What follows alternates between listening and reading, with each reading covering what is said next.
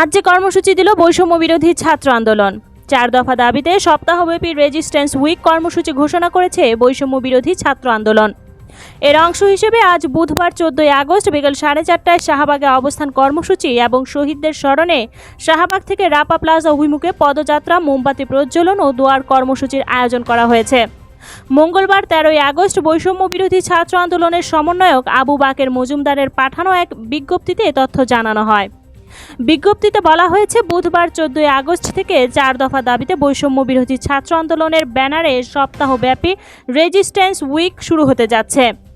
এই কর্মসূচির অংশ হিসেবে আজ সারা দেশে যেসব স্থানে আমাদের জাতীয় বীরেরা বৈষম্য বিরোধী আন্দোলনে শহীদ হয়েছেন সেসব পয়েন্ট অভিমুখে রোড মার্চ কর্মসূচি পালিত হবে। বিবৃতিতে আরও বলা হয়, রোড মার্চ সংশ্লিষ্ট স্থানে জড়ো হয়ে আমরা 1 মিনিট নীরবতা পালন করব এবং শহীদদের স্মরণে দোয়া ও প্রার্থনা করব। বিকেল 3টায় টিএসসির রাজু ভাস্কর্যের পাদদেশের সময় ও স্থান নির্ধারিত করা হয়েছে।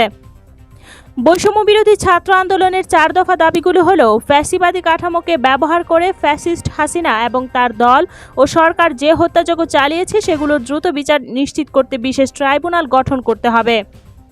সংখ্যালঘুদের ওপর আওয়ামী লীগ ও এর সহযোগী মহাজোটের শরিক দলগুলোর পরিকল্পিত হত্যা, ডাকাতি ও লুণ্ঠনের মাধ্যমে গণ অভ্যুত্থানকে বিতর্কিত করার প্রচেষ্টায় অংশগ্রহণকারীদের দ্রুত বিচারের আওতায় আনতে হবে এবং সংখ্যালঘুদের ন্যায্য দাবি মেনে নিতে হবে।